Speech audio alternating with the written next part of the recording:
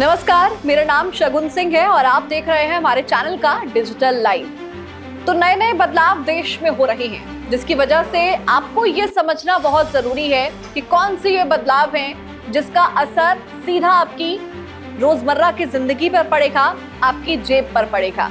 तो सबसे पहले आज हम बदलाव की बात करेंगे, जो सबसे मुख्य बदलाव है, जो आज से लगभग 2 दिनों बाद शुरू हो जाएगा, यानी 22 सितंबर से जीएसटी में कुछ बड़े बदलाव होने वाले हैं। अब ये बदलाव कौन से हैं, इसका आपकी जिंदगी पर क्या असर पड़ेगा। जो आप रोजमर्रा के सामान खरीदते हैं, चाहे वो दूध का पैकेट हो, सैनिटरी नैपकिन हो, या फिर आपकी रोजमर्रा के जरूरतों के सामान, उस पर इसका क्या असर पड़ेगा, किन बातों का आपको ध्यान रखना चाहिए। और मान लीजिए आपकी किसी दुकानदार से नहीं इस बात को लेकर बन रही है, या फिर दुकानदार इस जीएसटी रिफॉर्म को नहीं मान रहा है, तो उसकी शिकायत आपको कहां पर करनी है। आज इस वीडियो में हम मुख्यतः इस बात पर विस्तार से चर्चा करेंगे। मैं आपको एक एक पॉइंट बताऊंगी, तो ध्यान से इस वीडियो को जरूर देखिएगा। तो देखिए, सबसे पहले 22 सितंबर के बाद कुछ सामान ऐसे हैं जिनको खरीदने पर आपकी जिंदगी पर, आपके पॉकेट पर उसका असर पड़ेगा। चूंकि सरकार जीएसटी का तोहफा आम नागरिकों को दे चुकी है, जिसकी शुरुआत हो जाएगी 22 सितंबर से। 22 सितंबर से नई जीएसटी रिफॉर्म लागू होने के बाद खाने पीने की चीजों पर इसका असर होगा और रोजमर्रा की हर जरूरत की चीज सस्ती हो जाएगी। यानी कि आपकी जेब पर जो असर पड़ रहा था भारी, अब वो जो भरकाव है वो यहाँ पर कम हो जाएगा।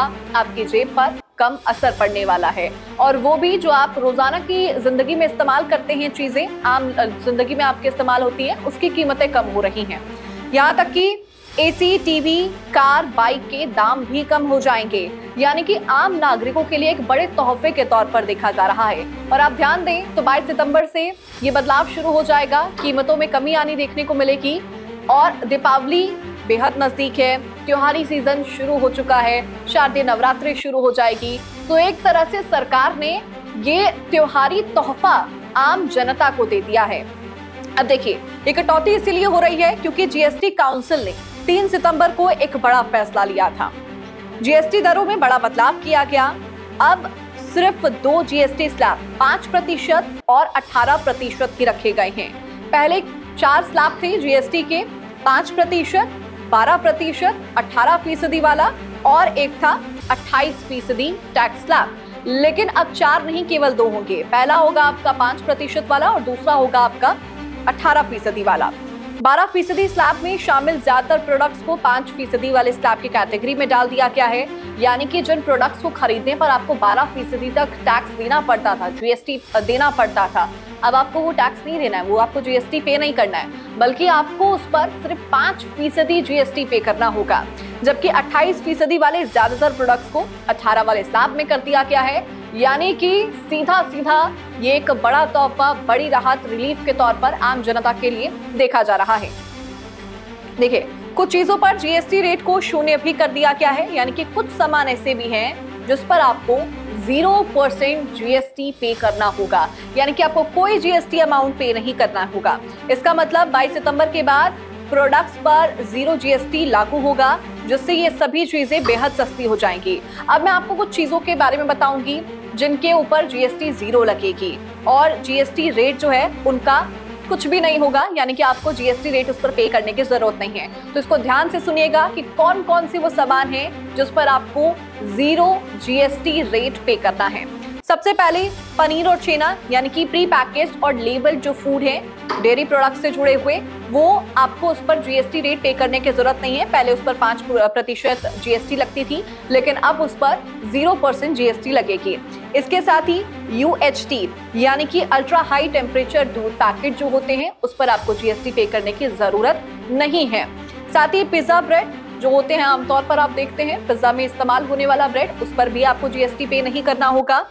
उसके अलावा खाखरा, चपाती या फिर रोटी, ये ऐसे सामान हैं जो आपके रोजमर्रा की जिंदगी में इस्तेमाल होते हैं, खान पान में इस्तेमाल किए जाते हैं, तो इस पर भी अब आपको 0% जीएसटी रेट पे करना होगा। साथ ही पराठा, कुलचा या फिर जो अन्य पारंपरिक ब्रेड होते हैं, यानी कि जितने भी आप प्रकार के ब्रेड देखें, चाहे आप कोई भी नॉर्मल ब्रेड खाएं या फिर कुलचा खाएं, पराठा खाएं, जो प्री पैक्ड ब्रेड्स होते हैं उस पर आपको 0% जीएसटी रेट पे करना होगा। व्यक्तिगत स्वास्थ्य यानी कि पर्सनल हाइजीन, जीवन बीमा, इनसे जुड़ी हुई चीजों के ऊपर भी आपको 0% जीएसटी रेट पे करना होगा। कुछ जीवन रक्षक दवाएं होती हैं जिसमें 33 दवाइयों को फिलहाल शामिल किया गया है, इस पर आपको 0% जीएसटी रेट पे करना होगा। Medical grade oxygen, sharpener, crayons, pastels यानी कि बच्चों से जुड़े हुए कुछ सामान, कुछ ड्राइंग से जुड़े हुए सामान, उस पर भी आपको 0% जीएसटी पे करना होगा। कॉपी, नोटबुक, पेंसिल, इरेजर यानी कि स्टेशनरी आइटम्स पर, मुख्यतः कुछ स्टेशनरी आइटम्स पर जिस पर आपको पहले 5% तक जीएसटी पे करना पड़ता था, अब आपको उस पर 0% जीएसटी रेट पे करना होगा। मैं जल्दी से आपको एक बार फिर से बता देती हूँ कि वो कौन कौन से आइटम्स है जिस पर आपको 0 जीएसटी पे करना होगा। पनीर छेना, यूएसडी दूध, पिज्जा ब्रेड, खाखरा, चपाती, रोटी, पराठा, कुलचा या फिर अन्य ट्रेडिशनल ब्रेड, व्यक्तिगत स्वास्थ्य और जीवन बीमा, कुछ जीवन रक्षक दवाएं, 33 दवाएं जिनका मैं आगे जिक्र भी करूंगी, medical grade oxygen, sharpener, crayon, pastel, copy, notebook, pencil या फिर इरेजर, इस पर 0% जीएसटी रेट। अब देखिए, कुछ जीवन रक्षक दवाएं हैं जिस पर आपको 0 जीएसटी पे करनी है। फूड आइटम्स के अलावा हेल्थ सेक्टर पर भी जीएसटी का तोहफा है।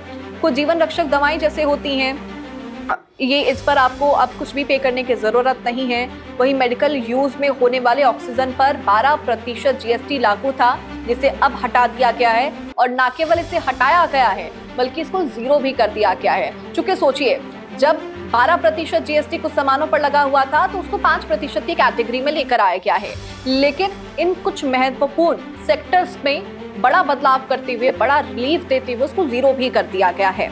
इसके अलावा 3 सितंबर को जीएसटी काउंसिल की बैठक में जीएसटी को लेकर ये बड़ा फैसला लिया गया था, जिसमें 2 स्लैब्स को हटा दिया गया।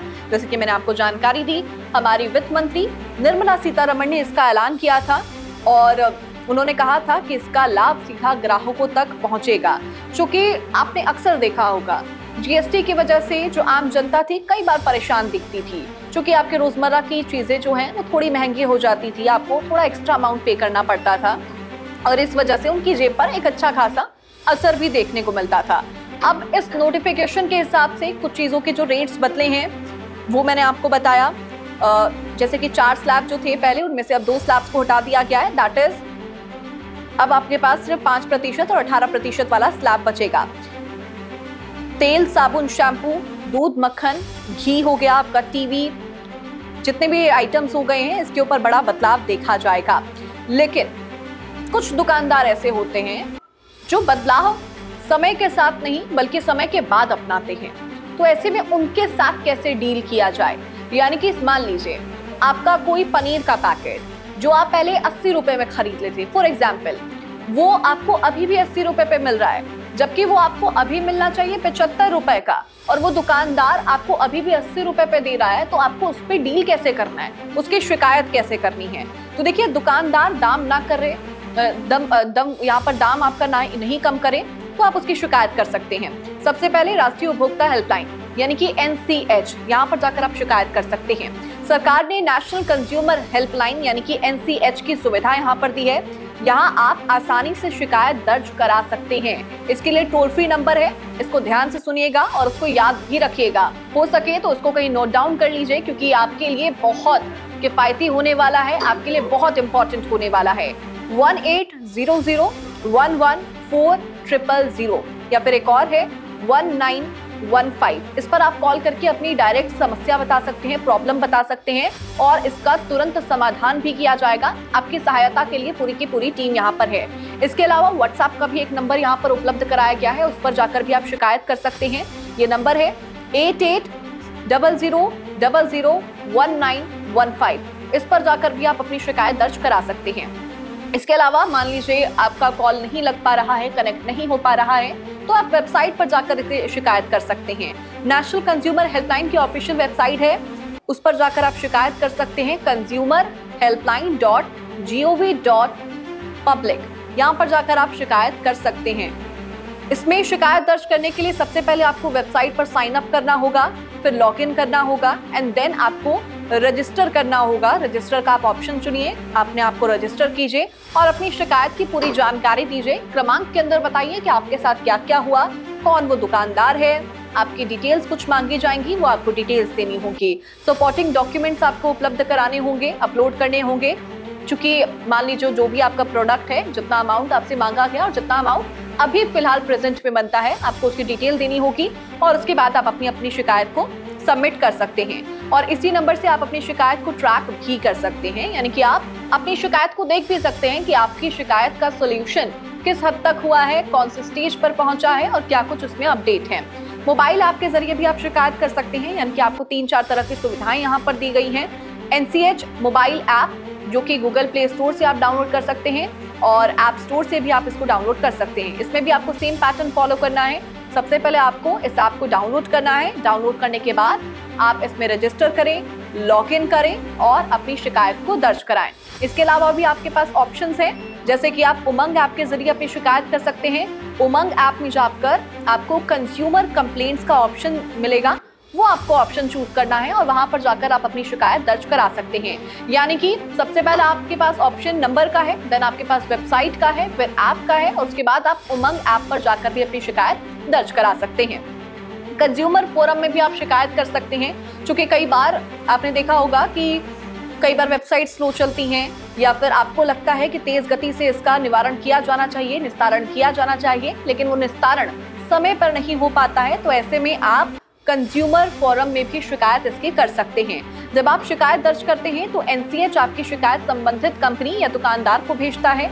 इसके बाद कंपनी को आपकी शिकायत का जवाब देना होता है। अगर फिर भी आपको जवाब नहीं मिलता है तो कंज्यूमर फोरम में आप जा सकते हैं।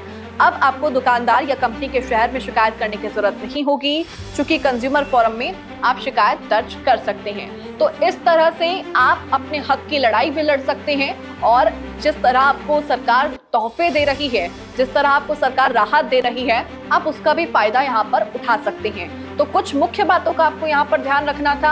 आप अपने हितों को ध्यान में रखिए तो शायद ही आपको शिकायत करने की जरूरत पड़ेगी। जागरूक रहिए और इसके साथ ही जिस तरह आपको ये तोहफा मिला है उसके बारे में तमाम अपडेट्स के लिए आप हमारे चैनल के साथ बने रहिए। हमारे चैनल को भी सब्सक्राइब कीजिए। नमस्कार।